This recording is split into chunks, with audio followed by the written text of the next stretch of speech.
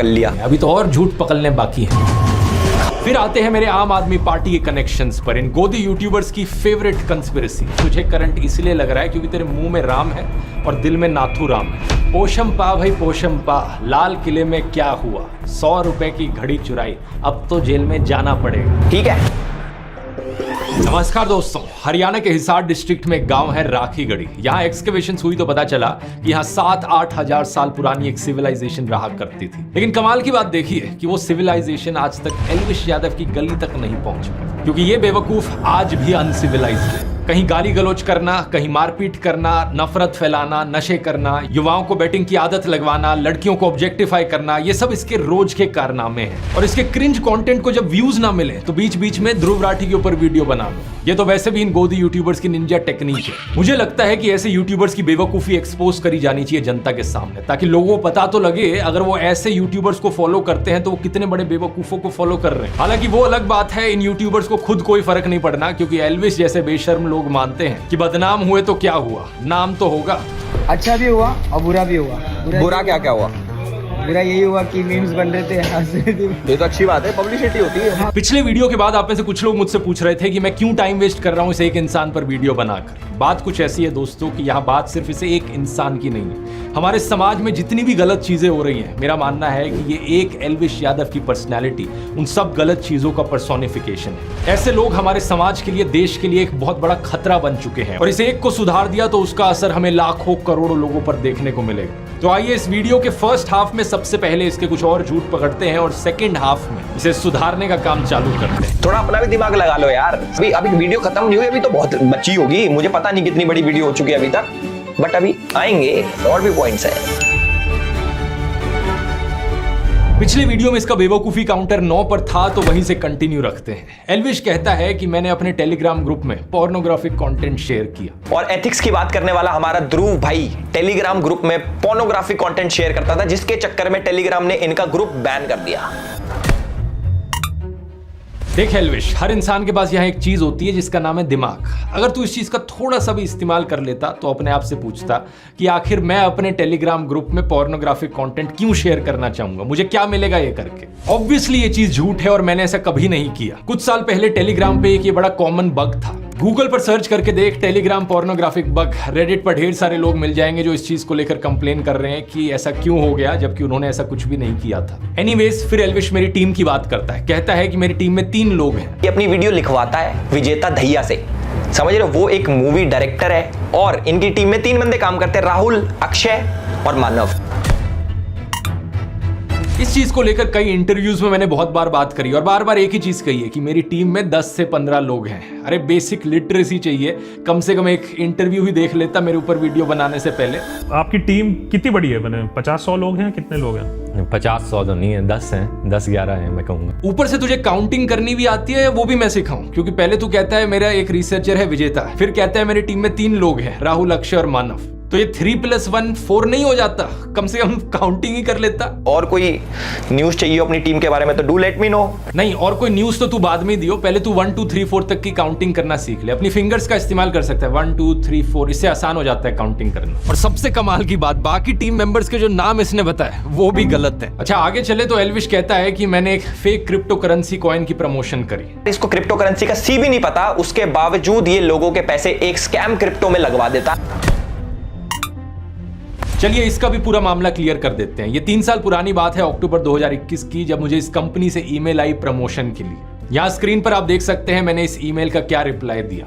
मैंने लिखा कि मुझे इस प्रोजेक्ट के पीछे के इन्वेस्टर्स कौन है वो जानने हैं, मुझे उनकी डिटेल्स चाहिए और मुझे ये डिटेल्स चाहिए कि इनमें कोई चाइनीज इन्वेस्टमेंट्स तो नहीं है, क्योंकि मैं चाइनीज कंपनीज को प्रमोट नहीं करता। फिर मैंने इनसे कहा एक कॉल करने को, तो इनके सीईओ ने मेरे साथ डायरेक्टली बात करी। इन्होंने मुझे बार बार अपने डॉक्यूमेंट्स दिखाकर रीअश्योर किया कि जो भी मैं प्रमोट कर रहा हूँ वो सही चीज है, और प्रूफ के तौर पर इन्होंने economic times, money control, NDTV profit जैसे अखबारों में इन्होंने जो एडवर्टोरियल्स छापे थे वो भी दिखाए। तीसरा ये प्रमोशन आया था एक ऐसी एजेंसी से जिसके को फाउंडर खुद इंडिया के पॉपुलर यूट्यूबर्स में से हैं। ये एक एस्टैब्लिश्ड एजेंसी है जिसके साथ सभी यूट्यूबर्स रेगुलरली काम करते हैं, तो इसकी वजह से भी मेरी रीअश्योरेंस बढ़ गई। लेकिन बात कुछ ऐसी है दोस्तों कि मैं हूं तो एक इंसान ही, एक बायोलॉजिकल ह्यूमन बीइंग हूं मैं। मेरे अंदर कोई डिवाइन एनर्जी नहीं है कि मैं अंतर्यामी बन जाऊं जिससे मुझे पता लग जाए कि इस कंपनी के साथ फ्यूचर में क्या होने वाला है। क्योंकि ये तो ऐसी बात हो गई जैसे कि शाहरुख खान और अमिताभ बच्चन एवरेस्ट के मसालों की ऐड करते हैं और बाद में जब खबर आती है कि इन मसालों में कैंसरस केमिकल्स पाए गए तो आप शाहरुख खान और अमिताभ बच्चन से पूछते हो कि ये ऐड क्यों करी आपने। हम नॉर्मल बायोलॉजिकल ह्यूमन बींग्स में फ्यूचर देखने की क्षमता नहीं होती अनफॉर्चुनेट। लेकिन जब मुझे लगा कि यहाँ पर कुछ गड़बड़ है तो मैंने इस ऐड को हटा दिया, सारे लिंक्स को हटा दिया अपने वीडियोज से और एक नया स्टैंडर्ड सेट किया अपने लिए।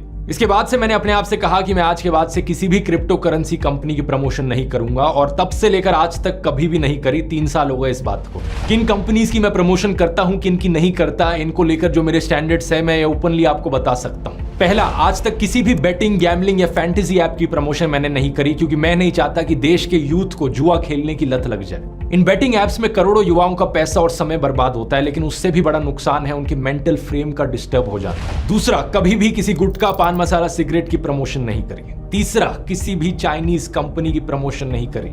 चौथा, किसी भी fast food, soft drink company की प्रमोशन नहीं करी जिससे हेल्थ पर हानिकारक इंपैक्ट पड़ता हो लोगों की। मैं जानता हूं कि करोड़ों लोग मुझे फॉलो करते हैं और किसी भी सेंस में, किसी भी एस्पेक्ट में इन करोड़ों में से किसी एक इंसान पर भी मैं बुरा असर नहीं डालना चाहता। मैं चाहता हूं कि और इन्फ्लुएंसर्स, एक्टर्स और यूट्यूबर्स मेरे से प्रभावित होकर यही सेम स्टैंडर्ड सेट करें ताकि समाज पर एक पॉजिटिव इंपैक्ट पड़ सके। और एल्विश जैसे लोग बिल्कुल दूसरे एक्सट्रीम में हैं जो पैसे का लालच दिखाकर कुछ भी बकवास प्रमोट कर देंगे। वर्ल्ड T20 चैंपियनशिप पे कोई आपका ओपिनियन मांगे तो भैया सीधा मना कर दो कि भैया हम ना दे रहे, हम देंगे पे और वहां पे जीतेंगे बढ़िया, ठीक है। एल्विश जिन कंपनीज को प्रमोट कर रहा है एग्जैक्टली इन्हीं कंपनीज से मुझे भी ऑफर आए हैं बार बार प्रमोशन के। 20-20 लाख रुपए तक इन्होंने ऑफर किए हैं, लेकिन मैं अपना जमीर नहीं बेच सकता। इसी चीज को मैंने डिटेल में इस वाले वीडियो में समझाया है, अगर आपने नहीं देखा है तो इसका लिंक नीचे डिस्क्रिप्शन में है। और एल्विश, इसी चीज की बात मैंने अपने YouTube कोर्स में भी करी है। मैंने देखा पिछली बारी डिस्काउंट देने के बाद भी तूने कोर्स लिया नहीं। चल ऐसा करते हैं, तेरे लिए डिस्काउंट थोड़ा और बढ़ा देते हैं। अब एल्विश 40 की जगह एल्विश 420 कूपन कोड इस्तेमाल कर। इससे 420% ऑफ तो नहीं मिलेगा क्योंकि वो पॉसिबल नहीं होता, उतनी मैथ्स में जाने की जरूरत नहीं है, वो तुझे समझ में नहीं आएगा। इससे 42% ऑफ मिलेगा। तो देख ले, अच्छा मौका है। और दोस्तों, अगर आप भी इंटरेस्टेड हो, आपके लिए भी अच्छी अपॉर्चुनिटी है। मैं आपको कुछ रिव्यूज दिखाना चाहूंगा लोगों के जिन्होंने इस कोर्स को अभी तक लिया है, कितना बढ़िया फीडबैक रहा है उनका। मैंने आज ही अपना आपका ये कोर्स फिनिश किया है, बहुत अच्छा लगा। इसमें मैंने काफ़ी चीज़ें सीखी है, जैसे ideas for niche topic. All the aspects which can be there for a YouTuber are there in terms of how to grow, how to earn, what are the stresses, what are the challenges. And the best part was कि इस course में पूरी तरह से आपने अपनी life journey को connect किया है। मतलब जितने भी एग्जांपल्स आपने दिए हैं वो आपके खुद के एग्जांपल्स थे। You are among the best in the business, which is why I decided to learn from a young teacher like you. मुझे नहीं लगता इस कोर्स को खरीदने के बाद मुझे कोई और कोर्स खरीदने की जरूरत पड़ेगी। इस कोर्स से एक चीज मेरे को सीखने को मिला जो मैं काफी सालों से कंफ्यूज था ये सब चीज लेके। फर्स्ट एंड फॉल मेरा नीश, सेकंड कैसे क्या करना, कैसा टाइमिंग। स्पेशली आपका काइंड मास्टर हैक जो है उसका, वो मुझे बहुत अच्छा लगा। ये देश का शायद से सबसे पहला इतना डिटेल्ड कोर्स है जो आपको स्टेप बाय स्टेप सिखाता है कि कैसे आप YouTube को अपनी पार्ट टाइम जॉब या फुल टाइम करियर बना सकते हैं। इसमें 0 to 100 सब कुछ सिखाया गया है इस करियर के बारे में और आपको स्पेसिफिकली 20 अलग अलग नीश के एग्जांपल्स भी बताए गए हैं। ऐसी फील्ड्स जिनमें मुझे लगता है कि एक सक्सेसफुल YouTube चैनल बनाया जा सकता है, लेकिन आज के दिन उन फील्ड्स में कोई YouTube चैनल एग्जिस्ट नहीं करता। तो अगर आप इंटरेस्टेड हैं, इस QR कोड को स्कैन कर सकते हैं या फिर लिंक नीचे डिस्क्रिप्शन में भी मिल जाएगा और कूपन कोड है एल्विश 420। टॉपिक पर वापस आए तो एल्विश मेरी DW के साथ भी कोई नई कंस्पिरेसी बनाने की कोशिश करता है। DW और ध्रुव राठी का एक कोलैब आता है। जिसको DW के बारे में नहीं पता तो DW के ऊपर एक वीडियो अपलोड होती है, एक डॉक्यूमेंट्री अपलोड होती है जिसके अंदर वो दिखाते हैं कि कैसे इंडिया के अंदर हिंदूज मुस्लिम्स को अटैक करते हैं। और जैसे सारी न्यूज पोर्टल्स करते हैं, एक साइड की स्टोरी दिखाते हैं, तो हमारे DW ने भी एक साइड की दिखाई। अगर दूसरी साइड देखेगा नहीं तो दिखेगी भी नहीं ना। इसने एक वीडियो का थंबनेल लगाकर ये दिखा दिया कि ये तो सिर्फ मोदी के खिलाफ वीडियोस बनाते हैं। ऐसी 2 थंबनेल लगाकर मैं भी कह सकता हूँ ये देखो DW ने तो सिर्फ मोदी के फेवर में ही वीडियोस बनाए हैं। इसके अंदर एक जर्नलिस्ट है इरफान मेहरा कि DW के लिए काम करता है। एक बार फिर से अनपढ़ एल्विश को नाम पढ़ना नहीं आया। इनका नाम इरफान मेहरा नहीं, इरफान महराज है। एक जे आता है एंड में। पूरे वीडियो में ये मेहरा मेहरा मेहरा करते रहता है। बराबर ही तो है, सब बराबर है। बराबर ही तो नहीं है एल्विश, सब बराबर नहीं होता। ये पता किस किस के लिए काम करता है? ये काम करता है DW के लिए, TRT के लिए, द अरब के लिए, द अरब के लिए। पूरी दुनिया में द अरब नाम का कोई मीडिया हाउस एग्जिस्ट नहीं करता। शायद से द न्यू अरब बोलना चाह रहा था यहाँ पर, लेकिन कोई नहीं। जब आदमी इतना अनपढ़ होता है तो गलती हर सेंटेंस में होती है। इंडिया के खिलाफ कंडा फैलाने के लिए टर्किश इंटेलिजेंस एजेंसी और पाकिस्तान इंटेलिजेंस एजेंसी ISI ने साथ मिलकर TRT स्टार्ट किया है। हाय राम, एक बार फिर से ये अनपढ़ एल्विश पढ़ नहीं पाया। मुझे तो डाउट होता है कि इसने स्कूल से पास आउट भी किया या नहीं किया, क्योंकि इसके आर्टिकल में कहीं नहीं लिखा जो इसने पीछे दिखा रखा है कि आईएसआई ने साथ में मिलकर टर्की के टीआरटी वर्ल्ड शुरू किया है। आर्टिकल में लिखा है टर्की इंटेलिजेंस एजेंसी और आईएसआई साथ में मिलकर एक प्रोपेगेंडा टीम शुरू कर रहे हैं टीआरटी वर्ल्ड के थ्रू।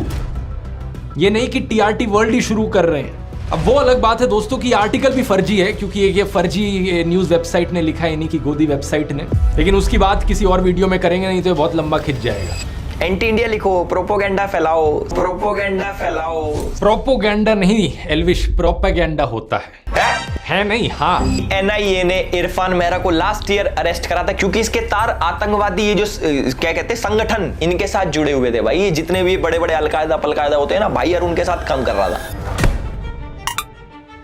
अलकायदा पलकायदा, यार तू कुछ भी बकवास किए जा रहा है जो तेरे मन में आ रहा है। नहीं, इरफान महराज कभी अलकायदा के साथ काम नहीं कर रहा था। इनफैक्ट इरफान महराज का जो अरेस्ट किया है एनआईए ने, उसे पॉलिटिकली मोटिवेटेड बताया गया है कई सारे इंटरनेशनल ग्रुप्स के द्वारा। इन्हें यूएपीए के अंडर अरेस्ट किया गया है, एक ऐसा अरेस्ट जिसका कन्विक्शन आज तक साबित नहीं हुआ है। इंटरनेशनल ह्यूमन राइट्स वॉच ने भी कहा है कि इंडियन गवर्नमेंट को इन्हें तुरंत रिलीज कर देना चाहिए। ये एक गलत अरेस्ट है। वैसे अरेस्ट से याद आया एल्विश, तू भी कुछ महीने पहले रो रहा था कि तेरा अरेस्ट हो गया, मीडिया वाले तेरे खिलाफ गलत खबरें चला रहे हैं, और तू खुद यही काम कर रहा है आज यहाँ पर। मैं नहीं जानता कि तेरा ये जो स्नेक वेनम वाला केस है, गमला चोरी वाला केस है, इसमें कितनी सच्चाई है, वो तो कोर्ट में साबित हो जाएगा। लेकिन अगर तेरे खिलाफ कोई फर्जी केस निकला और फिर भी पुलिस वालों ने तुझे अरेस्ट कर लिया, तो फिर मत रोइयो, क्योंकि तेरे को बचाने कोई ह्यूमन राइट्स वॉच नहीं आएगा। गोदी मीडिया भी तेरे फेवर में खबरें नहीं चलाता है। वैसे मीडिया किसी की सगी नहीं है भाई। इसलिए कहावत सुनी है ना, जिनके घर शीशों के होते हैं वो दूसरों पर पत्थर ना फेंका करे। प्रॉब्लम यह है कि तू दूसरों का दर्द नहीं समझ सकता, तुझे बस दूसरों को रोस्ट करना, एंटी नेशनल घोषित करना आता है। और जब यही चीज तेरे साथ होने लग जाए तो तू रोना शुरू कर देता है। कमाल की बात यह है दोस्तों कि ये इस सब से मेरा क्या कनेक्शन जोड़ने की कोशिश कर रहा था। ये कहता है कि इरफान महराज डीडब्ल्यू के लिए आर्टिकल्स लिखता था और मैं डीडब्ल्यू के लिए ट्रैवल वीडियोस बनाता हूं। ये है हमारा कनेक्शन। बताओ क्या लॉजिक है ये। तू बिग बॉस में गया था, डॉली बिंद्रा भी बिग बॉस में गई थी। तेरे लॉजिक से तो डॉली बिंद्रा और तू जिगरी दोस्त हो गए। ठीक है, फिर आते हैं मेरे आम आदमी पार्टी के कनेक्शंस पर, इन गोदी यूट्यूबर्स की फेवरेट कंस्पिरेसी। देखो वैसे एक बेवकूफी काउंटर तो इसका भी बनता है। ये बंदा पूरा वीडियो बना रहा है मेरे ऊपर, लेकिन मेरे नाम की स्पेलिंग ढंग से लिखनी नहीं आई इसे। राठी में मैं आई करके नहीं, डबल ई करके लिखता हूं। 21 दिसंबर 2014 को इसने आम आदमी पार्टी के लिए गाना बनाया, 5 साल केजरीवाल। एल्विश, किस एंगल से मैं तुझे सिंगर लगता हूं कि मैं आम आदमी पार्टी के लिए गाना बनाऊंगा, वो भी आज से 10 साल पहले। इस गाने को जरा सर्च करके देख ले यूट्यूब पर डाल के। 5 साल केजरीवाल गाना एक्चुअली में फेमस बॉलीवुड सिंगर विशाल डडलानी ने बनाया है। असलियत में मैंने इस गाने का सिर्फ एक री एडिट बनाया था आउट ऑफ पैशन। इस चीज पर बात मैंने स्टोरी ऑफ माय लाइफ वाले वीडियो में भी करी थी। कैसे 2011-12 में एक ऐसा समय था जब यूपीए सरकार के खिलाफ भ्रष्टाचार के बहुत से इल्जाम लगे थे। उस समय इंडिया अगेंस्ट करप्शन आंदोलन हुआ, जिसमें अन्ना हजारे और अरविंद केजरीवाल ने पार्टिसिपेट किया, और इसी आंदोलन की वजह से मेरा इंटरेस्ट आया पॉलिटिक्स में। कुछ सिनिकल लोगों ने कहा कि आंदोलन तो कोई भी कर ले, अगर हिम्मत है तो लोग पॉलिटिक्स में क्यों नहीं आते। इसके बाद आम आदमी पार्टी बनी। दिल्ली के लोगों को भी नई पार्टी से उम्मीद दिखी, और इसी रीजन से फरवरी 2015 की इलेक्शंस में उन्हें 70 में से 67 सीट्स मिली। उस समय उनके पास बड़ी बड़ी कंपनियों के द्वारा दिया गया हजारों करोड़ का चंदा नहीं था, आम लोग ही उन्हें पॉलिटिकल फंडिंग दे रहे थे। क्योंकि मैं इस चीज को लेकर बड़े पैशनेटली फील करता था, तो मैंने ओपनली उन्हें सपोर्ट किया और वॉलंटियर किया उनके लिए अपनी एडिटिंग स्किल्स का इस्तेमाल करते हुए। मैं उस समय एक स्टूडेंट था, अपनी इंजीनियरिंग की पढ़ाई कर रहा था जर्मनी में, तो जो फ्री टाइम था उसमें मैंने कुछ ग्राफिक डिजाइनिंग करके इनके लिए पोस्टर्स बनाए और 1-2 गानों की एडिटिंग करी।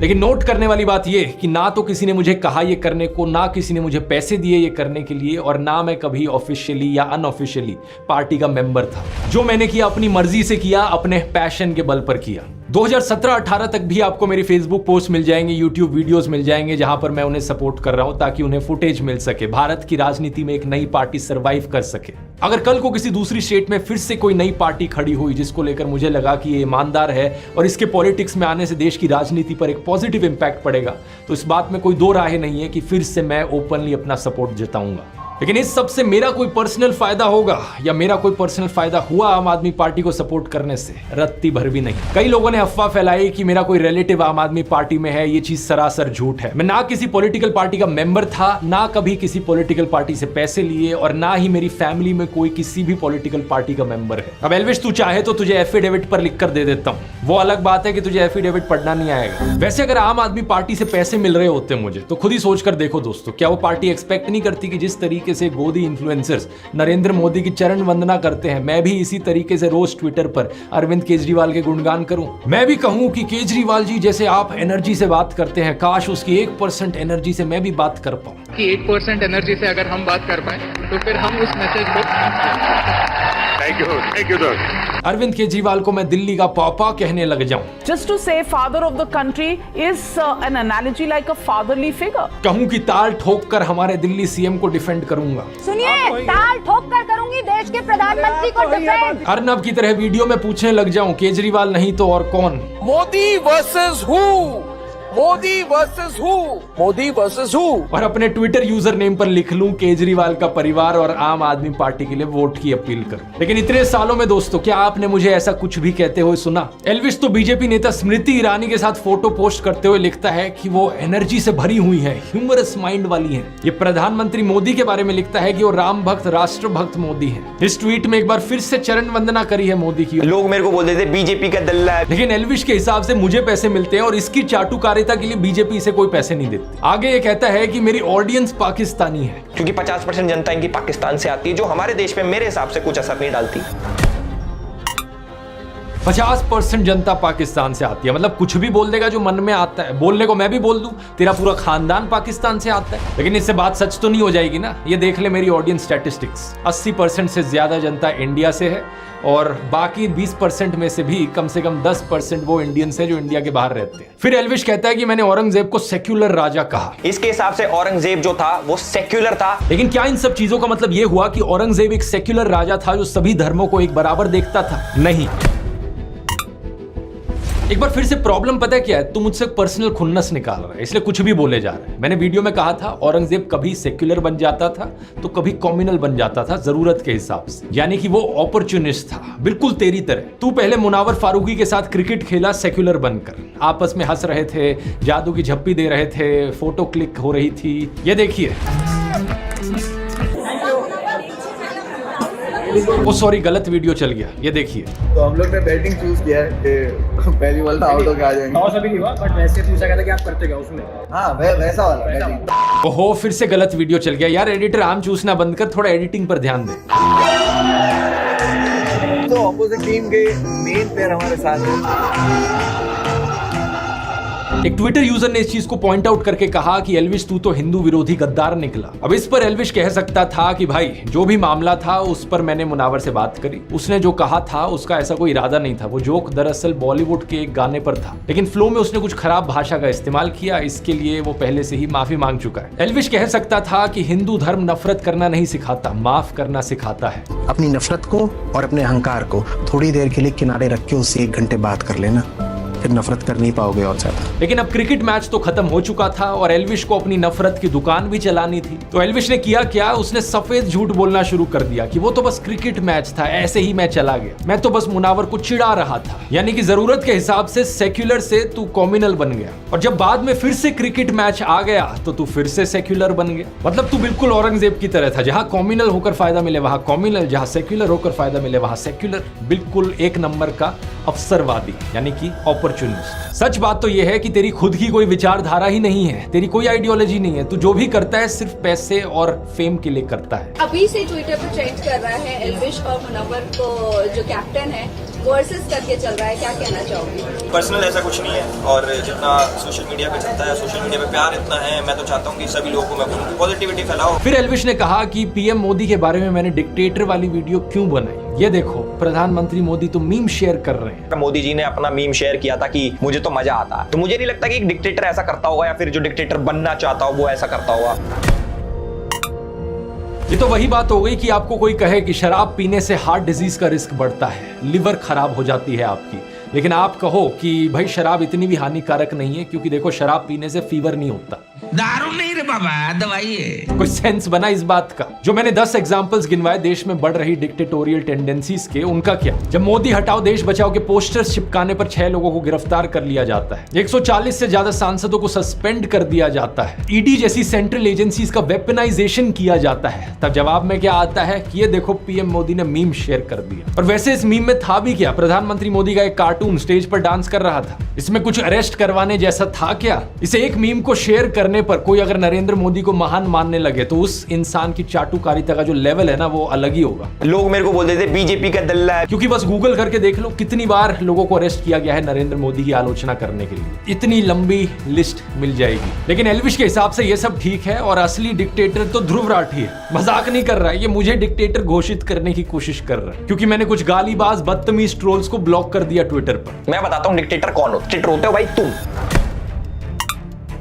अगर किसी का अलग ओपिनियन है तो वो जरूर दे, लेकिन बदतमीजी एक ओपिनियन नहीं होता। जिन ट्रोल्स के स्क्रीनशॉट एल्विश ने शेयर किए उन स्क्रीनशॉट्स में भी आप उनकी भद्दी भाषा का सैंपल देख सकते हैं। मैंने उनका ट्विटर अकाउंट गायब नहीं कर दिया ट्विटर से, मैंने उनको ब्लॉक किया सिर्फ मुझे फॉलो करने से। इसका ऑफलाइन वर्जन होगा कि कोई आपसे रियल लाइफ में बदतमीजी से बात करता है तो आप उससे बात करना बंद कर देते हैं। इस बेवकूफ एल्विश के हिसाब से ये डिक्टेटरशिप है मेरी। यूट्यूबर रमित वर्मा ANI और इसकी एडिटर स्मिता प्रकाश के ऊपर एक एक्सपोजिव वीडियो बनाते हैं तो स्मिता प्रकाश का ANI 3 कॉपीराइट स्ट्राइक्स मारता है और रमित का YouTube channel official being human मुश्किल से बच पाता है। ये होता है असली फ्रीडम ऑफ ओपिनियन का दबाया जाना। एल्विश खुद कभी किसी होटल की लॉबी में किसी को थप्पड़ मारते हुए दिखता है तो कभी अपने दोस्तों के साथ ले जाकर एक इन्फ्लुएंसर को मारते पीटते हुए दिखता है। कभी ये सोशल मीडिया पर कहता है एक इंसान को टैग करके कि उसको गालियां दो डैश डैश डैश। एक समय पर एक गोदी इन्फ्लुएंसर ने कहा था ध्रुव राठी जिन मीडिया आउटलेट्स के न्यूज आर्टिकल्स दिखाता है उनको फांसी दे देनी चाहिए। कपिल मिश्रा जैसे बीजेपी नेता ने इस वीडियो को खुलकर सपोर्ट भी दिया था। लेकिन एल्विश के हिसाब से ये सब ओके है और अगर अपनी प्रोफाइल पर आप दोस्तों कुछ गालीबाज ट्रोल्स को ब्लॉक कर दो वो डिक्टेटरशिप हो जाती है। लोग मेरे को बोलते थे बीजेपी का दल्ला है। एक सो कॉल्ड धर्म संसद में जेनोसाइड के नारे लगाए जाते हैं लेकिन एल्विश को इससे कोई एतराज नहीं होता क्योंकि इसकी खुद की मानसिकता भी उसी टाइप की है। जरा इसकी ट्विटर प्रोफाइल पर जो कवर पिक लगी है उसे देखो। जानते हो किस फिल्म का स्क्रीनशॉट है? एक बॉलीवुड फिल्म के सीन का स्क्रीनशॉट है। फिल्म का नाम है शौर्य जो हिंदी नाटक कोर्ट मार्शल और Hollywood film a few good main से इंस्पायर्ड है। जिसकी फोटो एल्विश ने लगाई है ये कैरेक्टर फिल्म में कोई हीरो नहीं है बल्कि विलन है। ब्रिगेडियर प्रताप जिसके मुस्लिम सर्वेंट जमील ने कम्युनल क्लैशेस के दौरान उसके परिवार को खत्म कर दिया था। तब से उसके मन में सभी मुसलमानों के प्रति नफरत थी और वो सभी मुसलमानों का सफाया कर देना चाहता था। इसलिए वो अपने जूनियर मेजर राठौड़ को ऐसा करने के लिए कहता था वरना ये लोग हमें खा जाएंगे। मयूर विहार के सैकड़ों घरों को खा जाएंगे ये लोग। फिल्म के आखिर में जब ये रिवील होता है तो इंडियन आर्मी ब्रिगेडियर प्रताप को ड्यूटी से रिलीव कर देती है, केस चलाने का ऑर्डर देती है और गिरफ्तार कर लेती है। तो बेसिकली ये फिल्म हमारी इंडियन आर्मी के ऑनर और प्रिंसिपल्स को दिखाती है कि जो भी ऑफिसर आर्मी के प्रिंसिपल्स पर कलंक लगाता है उसे टॉलरेट नहीं किया जाएगा। जैसे कि 2018 का न्यूज आर्टिकल देखिए। बीजेपी नेता और उस समय के असम के मुख्यमंत्री सर्बानंद सोनोवाल ने एक जनरल कोर्ट मार्शल वर्डिक्ट को वेलकम किया जिसमें कि एक मेजर जनरल सहित 7 आर्मी पर्सनल्स को 1994 फेक एनकाउंटर के लिए लाइफ इंप्रिजनमेंट की सजा सुनाई गई। उन्होंने कहा कि इससे लोगों का जुडिशरी और आर्मी में विश्वास मजबूत होगा। हमारी इंडियन आर्मी का मोटो है दोस्तों सेवा परमो धर्म। लेकिन इस बेवकूफ एल्विश की आर्मी इंडियन आर्मी की ऑनर एथिक्स और प्रिंसिपल्स को कहां समझेगी? ये तो पूरी दुनिया के मुसलमानों के खून के प्यासे हैं। इससे तो सांप भी डरता है कि कहीं ऐसा जहरीला इंसान हमें ही ना काट ले। और मैं चीजों को एग्जैजरेट नहीं कर रहा हूं दोस्तों, इसका एक और उदाहरण दिखाना चाहूंगा। पिछले साल अक्टूबर में इजराइल पर हमास का आतंकी हमला हुआ जिसमें 350 इजरायली मारे गए। इस पर मैंने एक वीडियो बनाया था यहाँ पर। उसके बाद इजराइल ने अटैक किया। अब तक गाजा में 17 लाख लोग बेघर हो चुके हैं। 37,000 से ज्यादा लोग मारे जा चुके हैं। युद्ध के इंटरनेशनल रूल्स जैसी चीज को इजराइल ने बहुत पहले ही छोड़ दिया। हॉस्पिटल्स पर भी अटैक हुए हैं। रिसेंटली एक हमला हुआ राफा शहर में एक टेंट कैंप पर जहां 45 लोग मारे गए। इसमें आधे से ज्यादा औरतें, बच्चे और बूढ़े थे। इस मैसेकर पर ग्लोबल आउटरीच देखने को मिली। यूनाइटेड नेशंस के सेक्रेटरी जनरल ने कहा कि गाजा में कोई सेफ जगह नहीं है, यह हॉरर रुकना चाहिए। पेरिस में 10,000 लोगों ने इजरायली एम्बेसी के बाहर डेमोन्स्ट्रेशन किया। अमेरिका के नेशनल सिक्योरिटी काउंसिल स्पोक्सपर्सन ने कहा कि इजराइल को सिविलियंस को प्रोटेक्ट करने के लिए प्रिकॉशंस लेनी चाहिए। इजिप्ट, सऊदी अरेबिया, कतार, आयरलैंड, जर्मनी, फ्रांस सब ने एक स्टेटमेंट जारी करी है और ऑल आइज ऑन रफा वाली ये एक AI इमेज ऑलमोस्ट 5 करोड़ लोगों ने सर्कुलेट करी। बहुत से इंडियन सेलिब्रिटीज हैं जो इंडियन सोशियो पॉलिटिकल इश्यूज पर बोलने की हिम्मत नहीं जुटा पाते, लेकिन अच्छी बात है कि कम से कम इस पर तो बोल पाते हैं। हमारे देश की सरकार ने भी ऑफिशियल स्टेटमेंट दी कि हम पैलेस्टीनियन स्टेटहुड को सपोर्ट करते हैं और साथ ही साथ राफा के कैंप में सिविलियन लाइव्स का हार्ट ब्रेकिंग लॉस गहरी चिंता का विषय है। इस सब के चलते खुद इजरायली मिलिट्री ने भी कहा कि नॉन कॉम्बैटेंट्स यानी जो लोग लड़ नहीं रहे थे उनको नुकसान पहुंचाने पर हम खेद प्रकट करते हैं। इजराइल के प्राइम मिनिस्टर ने भी इसे एक ट्रैजिक एक्सीडेंट कहा और इजराइल ने इसकी इन्वेस्टिगेशन की बात करी। लेकिन एल्विश ट्विटर पर कवर पिक लगाकर खुल्लम खुल्ला जाहिर करता है कि वो दुनिया भर के मुसलमानों के खून का प्यासा है। उसने ऑल आइज ऑन रफा वाली इमेज को मॉर्फ करते हुए लिखा ऑल आइज ऑन पीओके। अब ये सही बात है कि पाकिस्तान ऑक्यूपाइड कश्मीर में और इनफैक्ट पाकिस्तान में भी हिंदू, सिख, ईसाई और एथिस्ट जैसी माइनॉरिटीज पर अत्याचार होते रहे हैं। मैंने अपने पुराने वीडियोस में इनकी बहुत बार बात करी है। लेकिन इस बात का क्या सेंस बना कि पीओके में जुल्म हो रहा है तो रफा में लोगों को मरने दो? ऐसा तो नहीं है कि रफा के उन बच्चों ने पीओके में अत्याचार किए? क्या एल्विश जैसे गोदी इन्फ्लुएंसर्स ये नहीं कह सकते कि हम हर जगह इनजस्टिस के खिलाफ हैं? चरण वंदना करने वाले गोदी यूट्यूबर्स बात करते हैं सेलेक्टिव आउटरीच की, लेकिन गोदी इकोसिस्टम के बेशर्मों, तुमसे ज्यादा सेलेक्टिव है कोई? जब मैंने ये वीडियो बनाई थी मैंने खुलकर कहा था इसमें कि चाहे कोई हिंदू हो, मुस्लिम हो, क्रिश्चियन हो, चाहे एथिस्ट हो, हर जगह जहां भी अन्याय हो रहा है मैं उसके खिलाफ हूं। लेकिन मैं चैलेंज करता हूं इन गोदी इन्फ्लुएंसर्स को ये बोलकर दिखा दें। सच बात यह है कि ये हर अन्याय के खिलाफ नहीं है, इनके मन में नफरत भरी हुई है एक कम्युनिटी को लेकर, और उस कम्युनिटी के खिलाफ ये लोग दिन रात जहर उगलते हैं। लेकिन इसका मतलब ये नहीं कि अपनी कम्युनिटी की चिंता करते हो। इस उम्मीद को तो छोड़ ही दीजिए कि एल्विश कभी किसी मुसलमान औरत के खिलाफ हो रहे अत्याचार पर आवाज उठाएगा। ये हिंदू औरतों के लिए भी आवाज नहीं उठाएगा अगर इसे अपना बेनिफिट ना दिखे तो। जैसे कि मणिपुर का एग्जाम्पल लेकर देख लीजिए, इतने समय से लोग मर रहे हैं वहां पर, पूरा देश शॉक्ड है इसको लेकर, लेकिन एल्विश यादव को इससे कोई मतलब नहीं। 250 दिन तक कश्मीरी पंडित स्ट्राइक पर बैठे रहे, क्या एल्विश ने आवाज उठाई? नहीं। कश्मीरी पंडितों की बात ये गोदी इकोसिस्टम सिर्फ तभी करता है जब मुसलमानों को बीच में इन्वॉल्व करना हो। याद रखिए दोस्तों, जब नौकाली में दंगे हुए थे वहां हिंदुओं को बचाने के लिए महात्मा गांधी गए थे, गोडसे नहीं गया था। हिंदू हो या मुसलमान, उन्हें बचाने का काम महात्मा गांधी करते थे और नफरत फैलाने का काम करता था नाथूराम गोडसे। ये गोदी इकोसिस्टम वाले सिर्फ और सिर्फ नफरत की पॉलिटिक्स से प्रभावित हैं। जिस दिन अयोध्या में बीजेपी हार गई, ये अयोध्या के हिंदुओं को भी गालियां देने लगे। गाजियाबाद पुलिस ने ऐसे 2 लोगों को गिरफ्तार किया। इनमें से एक शख्स तो वो था जिसने कन्हैया कुमार को रैली में थप्पड़ मारा था। आप पूछोगे कि अयोध्या के हिंदुओं के बारे में इतने भद्दे कमेंट्स क्यों कर रहे हैं? सिर्फ इसलिए क्योंकि वहां बीजेपी हार गई। इस बात से आपको समझ आ जाना चाहिए कि इन लोगों का रिलीजन है मोदी पंथ और इन लोगों का काम है चाटुकारिता करते हुए सत्ता की मलाई चाटना। सच बात तो यह है कि एल्विश जैसा इंसान जो अपने ही देश को धर्म के नाम पर बांटना चाहता हो, वो देश प्रेमी कैसे हो सकता है? ये कौन सा राष्ट्रवाद है जहां अपने ही राष्ट्र की अखंडता पर हमला करो, हर रोज नफरत का जहर घोलो समाज में? उपनिषदों में ऐसे लोगों को छोटी सोच का इंसान कहा गया है। ऐ निज परोवेति गणना लघु चेतसाम उदार चरिता नाम तू वसुदेव कुटुंबकम, यानी यह मेरा वह पराया, ऐसी गिनती छोटी सोच वाले लोग करते हैं। उदार हृदय वालों के लिए तो पूरी दुनिया ही एक परिवार है, जो G20 की थीम थी, वसुदेव कुटुंबकम। अब पूरी दुनिया को परिवार मानो, इस सोच को तो कहां एल्विश समझ पाएगा, लेकिन कम से कम देश को तो मत तोड़ना। इतने बुरे नहीं है इस देश के मुसलमान, देख की जरा क्या कहते हैं। नरेंद्र मोदी जी कहते हैं ना कि भाई मुसलमान आ जाएंगे तो ये हो जाएगा। मैं कहता हूँ एक भी मुसलमान को आप नौकरी मत दो, आप देश के तमाम हिंदुओं को नौकरी दो, हम लोग ठेली लगा लेंगे, ठीक है ना? आप मेरे तमाम हिंदू भाइयों को नौकरी दो, लेकिन दो तो सही। हमारा भी कर्तव्य है मुसलमानों का, सिख का, ईसाई का, कि अपने भाई को खतरे से बाहर निकाले। हाँ नहीं क्या करें, इस गली में मैं अकेला हिंदू, कुछ खतरा नहीं है। खतरा नहीं है फालतू का अगवा है, किसी बात का खतरा नहीं है। सिंपल सी बात है कि किसी भी रिलीजन का जो भी इंसान गलत करे, हमारा लॉ एंड ऑर्डर उस पर एक्शन ले और बाकी सभी लोग देश में शांति से रह सके। इतनी सिंपल सी बात तो समझ ले, अपने यहाँ डाल ले। मैंने तेरे 4 एंटी हिंदू वीडियोस की बात करी थी एक पिछले वीडियो में। एक वीडियो था जहां तू चिलम को भोले का प्रसाद बता रहा था, भगवान शिव को डिसरिस्पेक्ट कर रहा था। जय बाबा बोलेगी। ये वीडियो अब तूने हटा ली है, जो कि अच्छी चीज है, तो तेरी तारीफ की जानी चाहिए, गुड बॉय। दूसरा वीडियो था जहां तू हिंदू मंत्रों का मजाक उड़ा रहा था। और पंडित सेक्सी मंत्र पढ़ का भी ब्याह करवा दे जल्दी, सेक्सी मंत्र पढ़ का भी ब्याह करवा दे जल्दी। वो वीडियो भी अब तूने हटा ली है, फिर से गुड बॉय।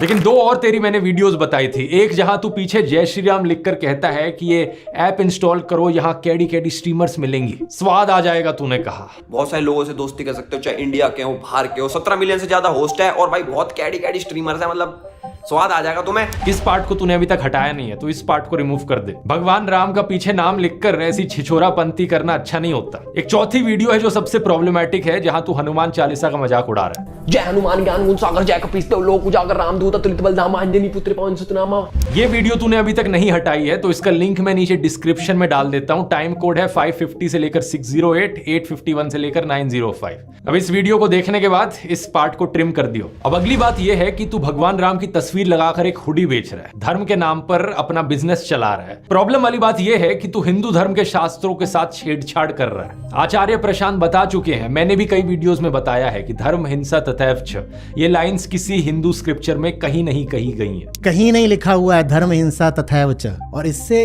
आपके रोंगटे भी खड़े हो जाने चाहिए कि ये कौन सी सेंट्रलाइज्ड कॉन्स्पिरेसी यूनिट है जो इतनी बड़ी बड़ी साजिशें करती है कि जो बात धर्म ग्रंथ में लिखी भी नहीं हुई है उसको संस्कृत में लिख करके उसको चारों तरफ व्हाट्सएप से और दूसरे जरियों से फैला देती है। तो या तो तू मुझे दिखा दे कि किसी हिंदू स्क्रिप्चर्स में ये लाइंस लिखी गई हैं, या फिर इस हुडी को अपनी क्लोथिंग लाइन से हटा दे, नया डिजाइन करवा लियो जिसमें एक्चुअली में हिंदू स्क्रिप्चर्स की लाइनें लिखी हो अपने हुडी पर। अब मैंने भगवान राम के ऊपर वीडियोस बनाए तो तुझे करंट लग गया। हमारे ध्रुव भाई इतने बड़े राम भक्त है। तुझे करंट इसलिए लग रहा है क्योंकि तेरे मुंह में राम है और दिल में नाथूराम है। ये जो तेरे दिल में नाथूराम गोडसे है ना, इसको बाहर निकालना है। तेरे दिल को शुद्ध करने की जरूरत है। इसमें उपनिषद की वसुदेव कुटुंबकम की हिंदू टीचिंग्स डाल। अब बातें तो और भी बहुत सी हैं करने की, लेकिन ये वीडियो काफी लंबा हो रहा है। खासकर तेरी मिसोजिनी के बारे में अभी ज्यादा बात करी नहीं है। किसी औरत को तू मजाक में चुड़ैल कहता है, भाई देख लो भाई चुड़ैल। तो फिर एक वीडियो में कहता है कि ये लड़कियां मजे लेने वाली नहीं होती। लड़कियां देख के तुम्हें मजा आ जाएगा,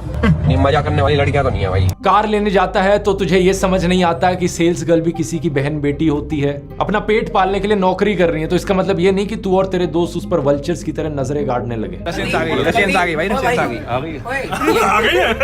कम से कम आंटी से ही शर्मा लेता। कहता है कि माँ ये कटारिया तो रशियन से चिपट गया। आज तो फुल अयासी करिए, कटारे रसियन के चिपट रहा हूँ। कभी सोचा कि आंटी इतना ऑकवर्ड महसूस कर रही हैं? ओवरऑल ये जो वीडियो है इसमें बहुत कुछ सोक इन करने के लिए होगा तेरे लिए। तू ज्यादा कंफ्यूज ना हो जाए, इसलिए क्लियर कट सिंपल भाषा में 10 टास्क तेरे को देना चाहूंगा। ये 10 चीजें कर ले ताकि तू अपने फॉलोअर्स को सुधार सके और हम साथ में मिलकर समाज को और देश को सुधार सके। नंबर 1, नफरत फैलाना और देश को तोड़ना बंद कर। इस नरसंहार समर्थक कैरेक्टर की कवर पिक को हटा दे अपनी ट्विटर प्रोफाइल से और स्वामी विवेकानंद या डॉक्टर अब्दुल कलाम जैसे किसी संत रूपी इंसान की तस्वीर लगा। फिर ट्वीट कर भारतीय एकता जिंदाबाद, तब जाकर फिर खुद को राष्ट्रवादी कहना। नंबर 2, जनता की, देश के यूथ की आवाज तू उठाए। ये तुझसे एक्सपेक्ट कर नहीं सकता, शायद तेरे लिए ज्यादा हो जाएगा, तो कोई बात नहीं, लेकिन बेटिंग एप्स को प्रमोट करना बंद कर दे। ये सारी घटिया एप्स देश के यूथ को गलत दिशा में ले जा रही हैं। अगर तुझे स्पॉन्सर चाहिए एक बारी मुझे पर्सनल मैसेज कर दियो, मैं तुझे स्पॉन्सर्स लाके दूंगा। नंबर 3, जो एंटी हिंदू वीडियोस हैं तेरे चैनल पर, भगवान राम का नाम लेकर जो छिछोरापंथी करने वाली वीडियोस हैं और हनुमान चालीसे का मजाक उड़ाने वाली वीडियोस हैं, उन पोर्शंस को क्लिप कर दे अपने वीडियोस से। ये तो कोई बड़ी बात नहीं है। नंबर 4, जिस हुडी पर तूने हिंदू स्क्रिप्चर्स को डिस्टॉर्ट किया है उसको रीडिजाइन कर ले, उस वाली हुडी को हटा दे और एक ऐसे कोट का इस्तेमाल कर जो एक्चुअली में हमारे हिंदू स्क्रिप्चर्स में हो। नंबर 5, एक ये तेरी वीडियो है होली पर भांग पीकर सेट हो गए, उस वीडियो को हटा दे। अगर तुझे नशा करना है तो तू कर ले, तेरी मर्जी है, लेकिन देश के यूथ को इस गलत डायरेक्शन में मत लेकर जा। नंबर 6, जिस वीडियो में तू और तेरे दोस्त उस सेल्स गर्ल के बारे में नॉनसेंस बात कर रहे हैं वो घिनौना वीडियो हट जाना चाहिए। ये फ्रीडम ऑफ एक्सप्रेशन नहीं होता जहां किसी छिछोरे एक्सप्रेशन के साथ तुम किसी लड़की की डिग्निटी पर अटैक करने लगो। नंबर 7, क्लास 7 की मैथ्स की टेक्स्ट बुक उठा और उसमें परसेंटेज का जो चैप्टर है एक बार उसे रिवाइज कर ले। भाई खुद क्या दिखा रहे हो तुम? खुद बहुत सच चीजें दिखा रहे हो। तुम गोल्ड का रेट जो वर्ल्ड लेवल पे होता है अब हमारी सरकार के हाथ में थोड़ी है। गूगल कर कि गोल्ड का रेट कैसे डिसाइड होता है, इससे तुझे समझ में आएगा कि गोल्ड का भाव डिसाइड होने में सरकार का क्या रोल होता है। ये वाला आर्टिकल सामने आएगा, इसको एक बार पढ़ लियो, क्योंकि देख बेवकूफ होना कोई बड़ी बात नहीं होती। प्रॉब्लम तब होती है अगर किसी इंसान को उसकी बेवकूफी का एहसास ही ना हो। नंबर 8, मैंने देखा कि तूने गालियां देनी कम कर दी हैं। जो वीडियो तूने मेरे ऊपर बनाया था उसमें एक भी गाली नहीं थी। बहुत ही अच्छी बात है, गुड बॉय। अब अपनी एल्विश आर्मी को भी रील बनाकर या ट्वीट करके कहे कि ये माँ बहन की गंदी गालियां आज से देना बंद कर दो। वो 295 गाने में एक लाइन है ना कि तेरी माँ और उसकी माँ में फर्क कुछ नहीं। ये अक्ल उन्हें थोड़ी लेट मिलेगी, लेकिन तुझे थोड़ी अक्ल आ गई है इस मामले में। इसलिए अब अपनी एल्विश आर्मी को भी सिखा। वो मानेंगे नहीं मानेंगे वो उनकी मर्जी है, लेकिन तू कोशिश तो कर अपनी तरफ से।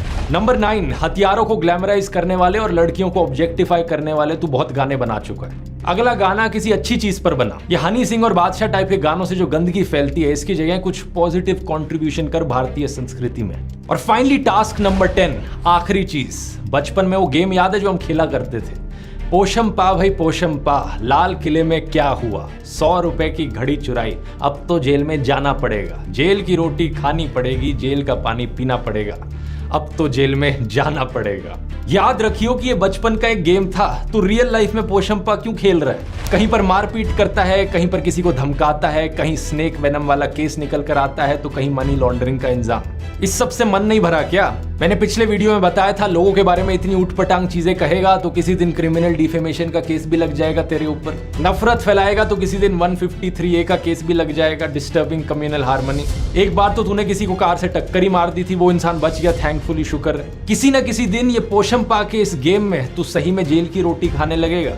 इसलिए कह रहा हूं, सुधर जा, अभी भी टाइम है। उम्मीद करता हूं ये काउंटर तेरे लिए काफी रहा होगा। अभी भी मन ना भरा हो काउंटर से तो मुझे बता दियो। और दोस्तों, मैं उम्मीद करता हूं ये काउंटर इन सभी गोदी यूट्यूबर्स के गैंग के लिए काफी रहा होगा। उम्मीद है बाकी गोदी यूट्यूबर्स को भी एक सीख मिलेगी इस वीडियो से। तब तक के लिए अगर आप इंटरेस्टेड है यूट्यूब को अपना करियर बनाने में, तो कोर्स का लिंक नीचे डिस्क्रिप्शन में मिल जाएगा। कूपन कोड है elvish420। और रिलीजन वाले एस्पेक्ट के ऊपर एक और जो मैंने डिटेल वीडियो बनाया था वो ये है, यहाँ क्लिक करके देख सकते हैं। मिलते हैं अगले वीडियो में। बहुत बहुत धन्यवाद।